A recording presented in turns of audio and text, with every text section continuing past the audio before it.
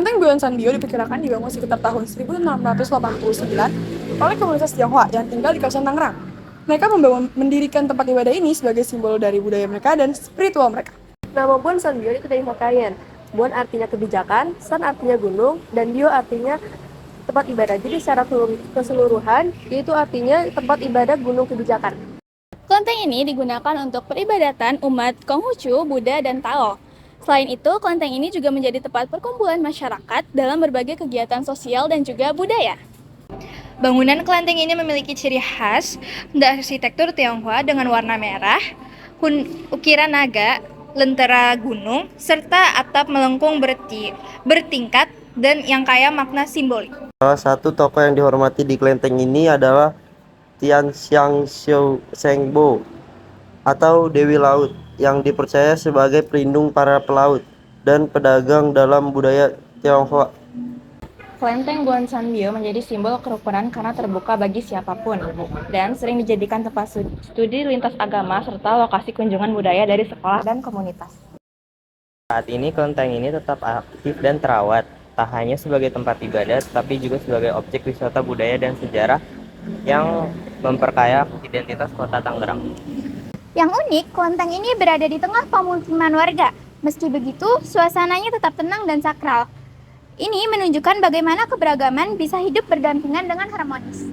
Sebagai bangunan yang telah berdiri lebih dari 300 tahun, Buan Sanbio bukan hanya saksi sejarah tapi juga warisan budaya yang penting bagi generasi sekarang dan yang akan datang. Hai teman-teman, kami sudah berada di depan kelenteng Buan Sanbio. Di sini sudah banyak lampion yang digantung, beserta nama yang menyumbang. Terus juga banyak lilin-lilin di sini. Selain lampion, lilin-lilin ini juga sumbangan dari umat-umat. Maknanya supaya terang rezekinya, terang kesehatannya, pokoknya terang semua maknanya. Depan kelenteng ada sepasang ceoksai atau singa batu. Di sebelah kiri adalah laki-laki karena memegang bola, yang maknanya adalah pemimpin. Laki-laki adalah pemimpin dalam rumah tangga. Yang di sebelah kanan adalah perempuan karena membawa anak. Maknanya ini adalah kodratnya wanita merawat, melahirkan, dan menjaga anak.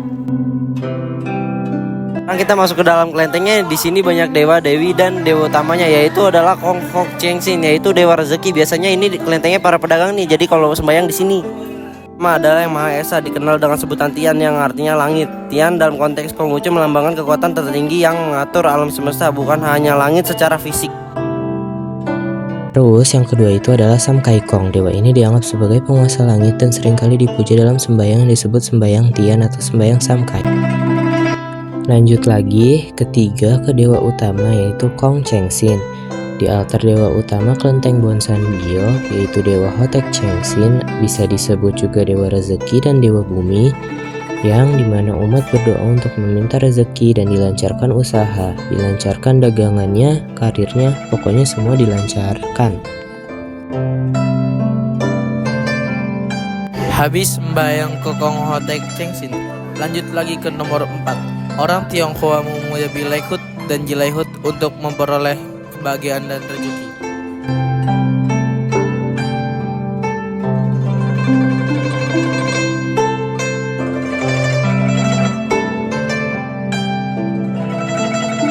Terus selanjutnya kita ke nomor 5 ini ada Dewi Kuan Im dalam agama Konghucu.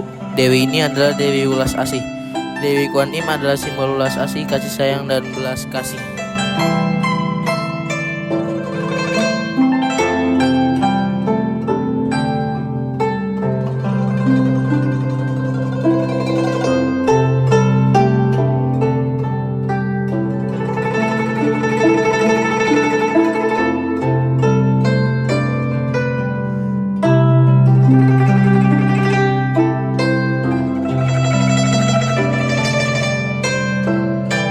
Kemudian di nomor 6 adalah Chow Sukong atau Dewa Pelindung. Dianggap sebagai dewa yang melindungi dan membimbing para imigran, terutama mereka yang berasal dari daerah Guangzhou.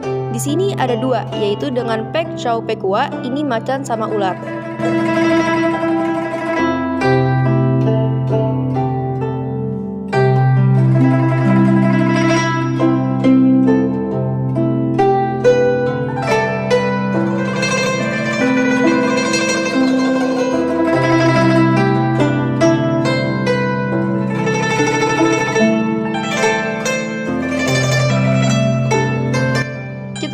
lagi ke nomor selanjutnya, yaitu nomor 7. Dewa Kue Songwon adalah nama lain dari Cheng Huangye atau Dewa Pelindung Kota. Dalam tradisi Tionghoa, Cheng Huangye diyakini sebagai pejabat di akhirat yang menjaga kota dan memberikan keadilan.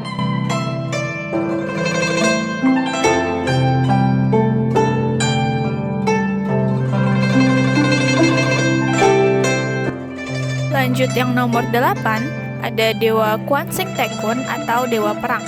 Dia dikenal karena kesetiaan, keberanian, dan kejujurannya, serta menjadi tokoh yang sangat dihormati dalam masyarakat Tionghoa.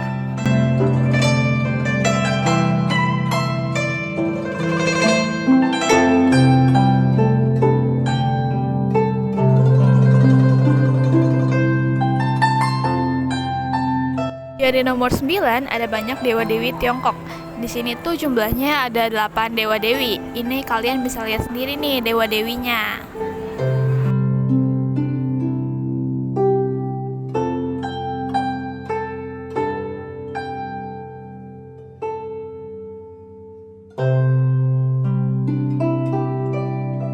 Masuk ke bagian tengah kelenteng, lanjut lagi sembahyang ke nomor 10. Ini Tridharma berdoa ke Nabi Lao-Tse, Sang Buddha, sama Nabi Kongce. Lanjut ke nomor 11, yaitu ke para simbeng, atau artinya kepada dewa-dewi.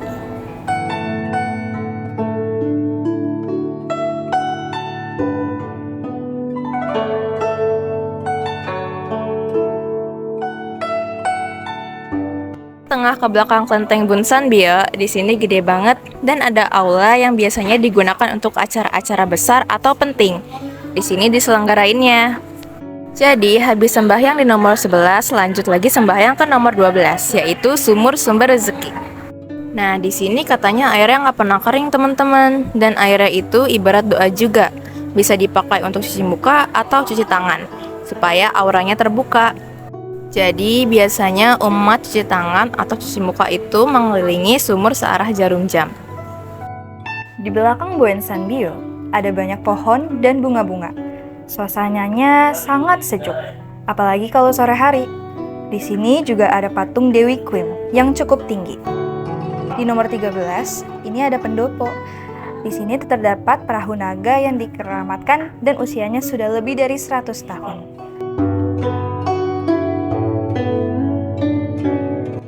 Terakhir yaitu kita ke nomor 14. Ini adalah tempat terakhir sembahyang, yaitu ke keramat Raden Surya Kencana. Di sini bukan cuma umat Tridharma doang nih yang bisa sembahyang, tapi kita sebagai umat muslim juga bisa loh. Bahkan di artikel yang kita baca, di sini tuh disediain Al-Qur'an. Jadi Raden Surya Kencana adalah pangeran Pajajaran yang menyebarkan agama Islam, salah satunya di Tangerang, di mana ia suka membabarkan dakwahnya itu di pinggir sungai Cisadane. Nah, karena sudah tidak datang lagi, kemudian masyarakat membuat sebuah gubuk sebagai petilasan beliau yang terletak di pinggir sungai Cisadane. Namun, karena gubuknya sudah hampir hancur, akhirnya pihak kelenteng itu memindahkan petilasannya ke dalam kelenteng. Ini adalah bentuk toleransi yang ada di kelenteng Bunsanbyo. Di sini, kelenteng menyediakan tempat untuk sholat dan ada sepasang kelambu di sisi kiri dan kanan. Jadi ini menandakan bahwa umat muslim juga bebas nih untuk datang kembali kemari dan juga bisa sembahyang untuk mengunjungi kelenteng ini.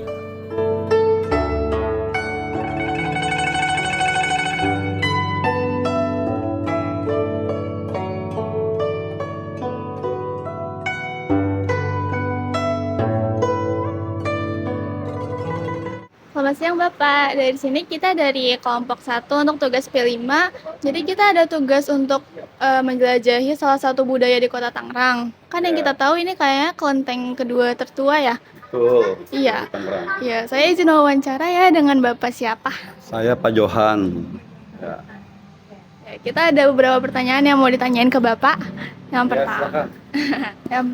Yang pertama, bisakah Bapak menceritakan sejarah vihara Bunsanbyo ini? Jadi kelenteng Bunsanbyo ini berdirinya dari tahun 1689. Jadi kurang lebih sekarang itu udah 336 tahun ya. Awal mulanya kelenteng ini juga nggak sebesar ini, kecil. Jadi lama-kelamaan kita membangun, membeli tanah dikit-dikit, akhirnya sebesar ini. Seperti itu. Pertanyaan keduanya, makna dari nama vihara ini apa sih Pak? Nama Kelenteng Bun Sanbio ini yaitu yang pertama kan dari awalnya Bun ya. Bun itu adalah sastra. Kalau San itu adalah gunung. Kalau Bio itu adalah tempat ibadah untuk agama Konghucu. Jadi kelenteng ini ada dua aliran untuk agama ini ya. Yang pertama ini kita kelenteng di depan ini kelenteng. Yang di belakang itu wihara. Wihara itu untuk agama Buddha.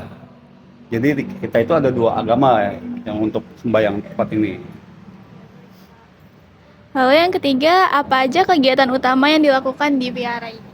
Kegiatan yang utama yaitu ya kita biasanya sembahyang ya, sembahyang untuk para umat. Kedua juga kita di sini banyak kegiatan seperti kita kayak tadi itu ada pangsen, lepas makhluk hidup seperti burung, ikan, itu adalah suatu acara juga ya untuk prosesi nanti acara Waisak seperti besok itu.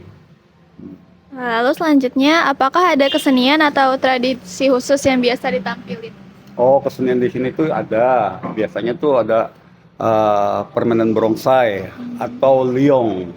Tahu kan liong ya? Ya itu biasanya setiap acara sejid atau ada acara-acara umat yang mau mengadakan acara pernikahan atau pemberkatan di sini, biasanya mereka itu suka sebutnya minta izin supaya ditampilkan acara kesenian di sini gitu. Lalu yang terakhir, sejarah tentang keramat yang tadi kan kita lihat ada untuk umat Islam juga ya, ada sajadah dan Al-Quran itu gimana bisa dari situ sih? Jadi awal mulanya di sini tuh kita kelenteng kecil ya. Dulu pernah ada yang melihat dan ada juga memimpikan ya. Beliau itu adalah Mbah Raden Sri Kencana, sering duduk di sekitaran depan kelenteng kita ini. Dulu kan kita di sini belum ada jalan raya, berdekatan dengan Sungai Cisadane. Jadi beliau itu sering dilihat sama orang atau dimimpikan sering duduk di situ. Jadi kita di lingkungan ini dibuatlah keramat. Keramat itu bukannya makam di sini ya. Jadi ingat tuh petilasan aja. Untuk beliau tinggal seperti ini ya, nongkrong-nongkrong segala macam. Jadi kita karena di sini udah dibangun, nggak mungkin awal utamanya kita dulu ngebangun di situ tuh di depan body di depan sekali. Karena kita kelenteng itu kan tempat utamanya kan kelenteng kita. Jadi otomatis kita pindahin, keramatnya ada di belakang.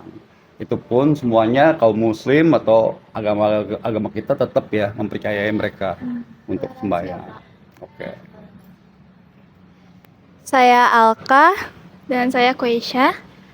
Terima kasih ya Bapak udah mau menginterview kan buat tugas kami. Ya, terima kasih semuanya ya. Terima kasih banyak Bapak atas ilmunya ya Pak. Ya, oke. Sehat selalu Bapak. Itu dia sejarah dari kelenteng Bun Sanbio. Terima kasih sudah menyaksikan video ini. Ya, terima kasih.